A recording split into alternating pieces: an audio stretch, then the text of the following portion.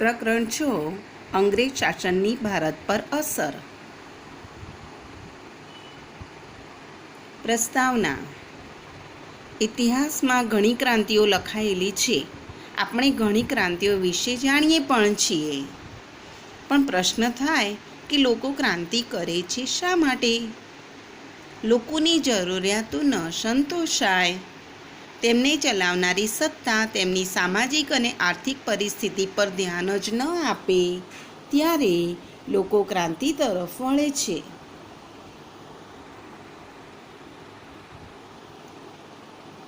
હાલમાં લિબિયામાં થયેલી ક્રાંતિથી બધા જ વાકેફ છે. ટીવી પર ક્રાંતિના દ્રશ્યો પણ જોયા જ હશે.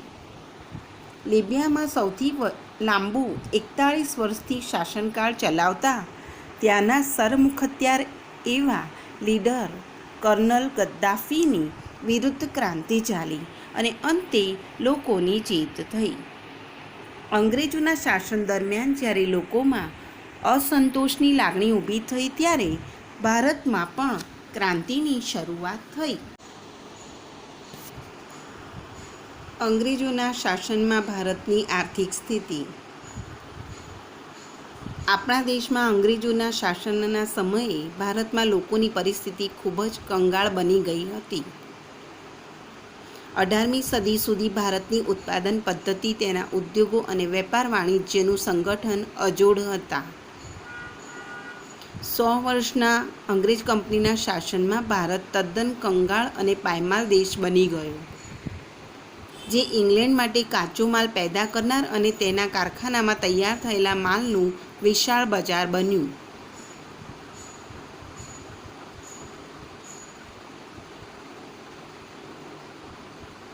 પ્રવૃત્તિ.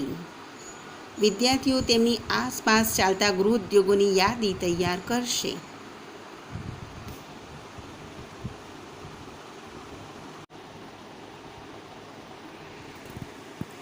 અંગ્રેજી શાસન સમયે ખેડૂતો અને ખેતી. બ્રિટિશરો બંગાળ, બિહાર અને ઓરિસ્સાના દીવાની હક્કો મળતા દ્વિમુખી શાસન પદ્ધતિની શરૂઆત થઈ. બંગાળમાં સૌ પ્રથમ બેવડી સત્તાનો પ્રારંભ થયો. મહેસૂલ ઉઘરાવવાની સત્તા અંગ્રેજો પાસે હતી અને પ્રજાકીય કામો કરવાની જવાબદારી નવાબ પાસે હતી. એટલે કે અંગ્રેજો પાસે જવાબદારી વિનાની સત્તા આવી અને નવાબ પાસે સત્તા વિનાની જવાબદારી. આથી તે દ્વિમુખી શાસન પદ્ધતિ તરીકે ઓળખાવી. દ્વિમુખી શાસન પદ્ધતિને પરિણામે કંપનીના નોકરોએ ખેડૂતો પાસેથી બળજબરીપૂર્વક મહેસૂલ ઉઘરાવ્યું. તેનાથી ખેડૂતો પાયમાલ એટલે કે ગરીબ થયા. ખેતીની પાયમાલીથી બંગાળના વેપાર વાણિજ્ય ઉપર માઠી અસર થઈ. ઈસવીસન 1770માં બંગાળમાં દારૂણ દુષ્કાળ પડ્યો. ભૂખમરાના કારણે લાખો લોકો મરી ગયા.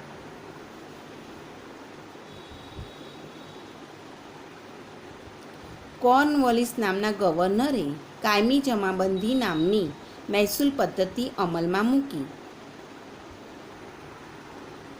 જમાબંધી પદ્ધતિ અનુસાર કંપનીને દર વર્ષે માટે જમીનની મહેસૂલ નક્કી કરી જમીનના કાયમી હક જમીનદારોને આપવામાં આવતા હતા, જેથી અંગ્રેજોએ પોતાને પડખે ઊભા રહે તેવો જમીનદાર વર્ગ ઊભો કર્યો અને ખેડૂતોનું શોષણ થયું.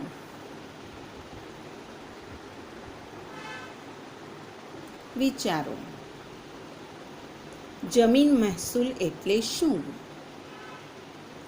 ખેડૂતે પોતાની જમીનમાં મહેનત કરીને જે ઉત્પાદન કર્યું હોય તેમાંથી અમુક નક્કી કરેલો ભાગ નાણાં સ્વરૂપે શાસનકર્તાને આપવો પડતો, જેને જમીન મહેસૂલ કહેવાતું.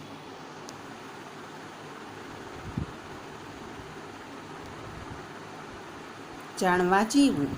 પહેલાંના સમયમાં રાજાશાહી વખતે કુલ ઉત્પાદનનો ચોથો ભાગ, પછીના સમયમાં છઠ્ઠો ભાગ મહેસૂલ તરીકે આપવો પડતો,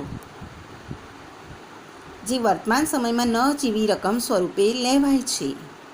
નજીવી એટલે કે ઓછી, તેને વિઘોટી પણ કહેવાય છે.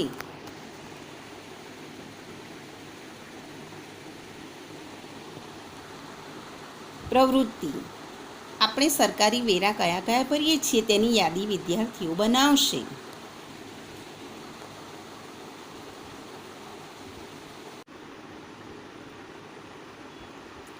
સામાજિક જીવન પર લાગ્યું ગ્રહણ. પ્રાચીન સમયથી ભારતના ગામડા સ્વાવલંબી હતા. ખોરાક અને ઓજારો પોતે જ બનાવતા. ન્યાયનું કાર્ય પંચાયતના સભ્યો કે જ્ઞાતિપંચ દ્વારા થતું. અંગ્રેજ અધિકારીઓ દ્વારા એ અધિકાર છીનવી લેવામાં આવ્યો. ખેડૂતો પરાવલંબી બન્યા. પંચાયતની સત્તાનો અંત આવ્યો. સ્વાવલંબી ગામડું ગરીબ અને પરાધીન બન્યું. કંપની શાસન દરમિયાન ખેતીવાડી, ગૃહ ઉદ્યોગ તેમજ વેપાર વાણિજ્ય પર માઠી અસર થઈ. વોરન હેસ્ટિંગ્સના સમયમાં મહેસૂલ ઉઘરાવવાનું કામ જેને સોંપવામાં આવ્યું હતું તેને કલેક્ટર કહેવામાં આવતા. તેઓ ન્યાયાધીશનું કામ પણ કરતા. બહારના આક્રમણો વખતે અને સલ્તનત શાસન વ્યવસ્થા વખતે પણ આપણી ગ્રામ સ્વરાજ્ય સંસ્થાઓ અડગ ઊભી હતી. અંગ્રેજોએ શરૂ કરેલી આ નવી શાસન પદ્ધતિથી એ સંસ્થા નાશ પામી. કંપની સરકારે સામાજિક સુધારણાની જે રીત અપનાવી હતી તેણે લોકોમાં ભય ઊભો કર્યો. લોકોને લાગ્યું કે કંપની સરકાર ઇરાદાપૂર્વક ખ્રિસ્તી ધર્મ અંગીકાર કરાવી ભારતના ધર્મ અને સંસ્કૃતિનો નાશ કરવા માંગે છે.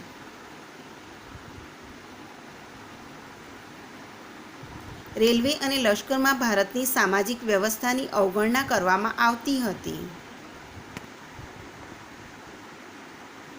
પ્રશ્ન: રેલવે અને લશ્કરમાં ભારતની સામાજિક વ્યવસ્થાની અવગણના કેવી રીતે થતી હશે?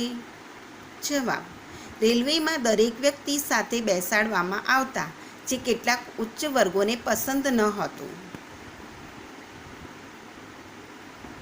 ભારતીય સૈનિકને લશ્કરમાં ઉચ્ચ હોદ્દા પર નિમણૂક ન આપવામાં આવતી.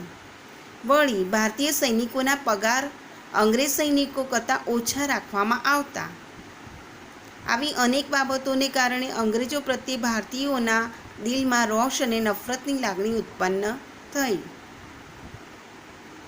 આગ્રામાં એવું ફરમાન બહાર પાડવામાં આવ્યું હતું કે દરેક હિન્દીએ અંગ્રેજને સલામ ભરવી.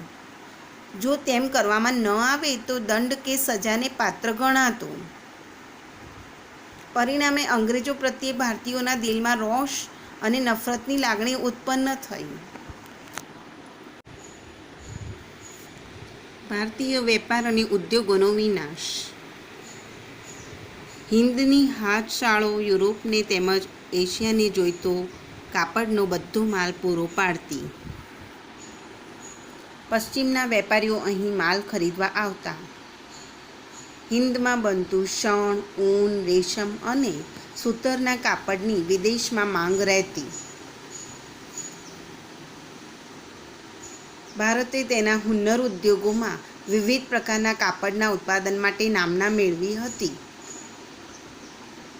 ઢાકાના કારીગરો એવા ઉત્તમ પ્રકારની મલમલની સાડી બનાવતા કે જે એક નાનકડી વીંટીમાંથી પસાર થઈ જતી. ગુજરાતનું પાટણ તેના પટોળા માટે ખૂબ જ પ્રસિદ્ધ હતું. કાશ્મીર તેની શાલ અને ગાલીચા માટે જાણીતું હતું. સરખેજ, આગ્રા, બયાના ગળી ઉદ્યોગના જાણીતા કેન્દ્રો હતા. તે ઉપરાંત ગળી, કાગળ, સુગંધિત અત્તર, કોપરા, મરી મસાલા, સુરોખાર, મીઠું, સાકર, શણ વગેરેની યુરોપમાં મોટે પાયે નિકાસ થતી. તેના બદલામાં યુરોપમાંથી પુષ્કળ સોનું ભારતમાં ઢસડાઈ આવતું. ઔદ્યોગિક ક્રાંતિ પછી આ આખી પરિસ્થિતિ બદલાઈ ગઈ. બે ઘટનાઓ એક સાથે શરૂ થઈ અને આગળ વધી. એક, ઔદ્યોગિક ક્રાંતિ ઈસવીસન 1750થી 1850. બીજું, ભારત ઉપર ઇંગ્લેન્ડનું આધિપત્ય ઈસવીસન 1757થી 1857. ટૂંકમાં જેમ જેમ ઇંગ્લેન્ડમાં ઔદ્યોગિક ક્રાંતિ આગળ વધી તેમ તેમ તેનું ભારતરૂપી સામ્રાજ્ય પણ વિસ્તરતું ગયું. ભારત ઉપર વર્ચસ્વ પ્રાપ્ત કર્યા પછી અંગ્રેજોએ એવી નીતિ અખત્યાર કરી કે જેથી ભારતના કૃષિ અને ઉદ્યોગોનો વિકાસ ન થયો, તેમાં પરિવર્તન થયું. ભારતના હસ્ત ઉદ્યોગો અને ગૃહ ઉદ્યોગોનું પતન થયું, કેમ કે ઇંગ્લેન્ડમાં બનતો માલ ભારતમાં જકાત વગર આવતો અને હિંદના કાપડ પર 80% જકાત નાખવામાં આવતી. પરિણામે ભારતમાં ઉત્પન્ન થયેલો માલ ભારતમાં જ મોંઘો પડવા લાગ્યો. જાણવા જેવું, અંગ્રેજો એકલા બંગાળમાંથી જ આજના હિસાબે ગણીએ તો 500 કરોડ રૂપિયા માત્ર 2 દાયકાના શાસનમાં ઉપાડી ગયા. 2 દાયકા એટલે કે 20 વર્ષ.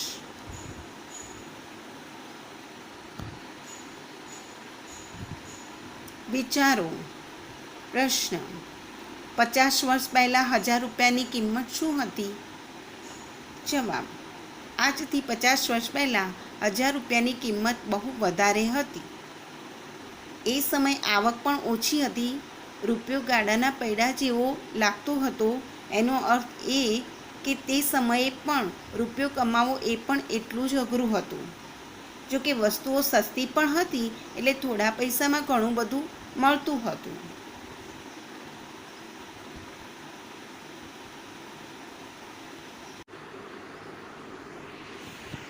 ભારતમાં ગરીબાઈ વધી. અંગ્રેજોની જકાત નીતિને કારણે અનેક ધંધાઓને અસર થઈ. કાપડ બનાવવાના, ધાતુઓના, કાચના, કાગળના, વહાણો બાંધવાના વગેરે એવા આપણા હુન્નર ઉદ્યોગો નાશ પામ્યા. લાખો કારીગર બેકાર બન્યા. ધીમે ધીમે ગ્રામ્ય કારીગરોની ગરીબાઈ વધવા લાગી.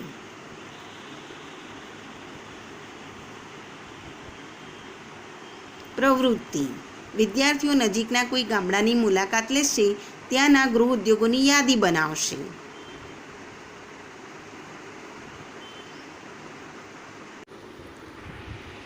ભારતમાં સુધારાઓ. અંગ્રેજોએ ભારતીય પરંપરાઓ, સામાજિક પરિવેશ, રીત રિવાજો, લોકજીવનમાં તેમને વધુ ઉપયોગી હોય તેવા હસ્તક્ષેપ કર્યા. આ સુધારાઓને રૂઢિચુસ્ત શંકાની નજરે જોતા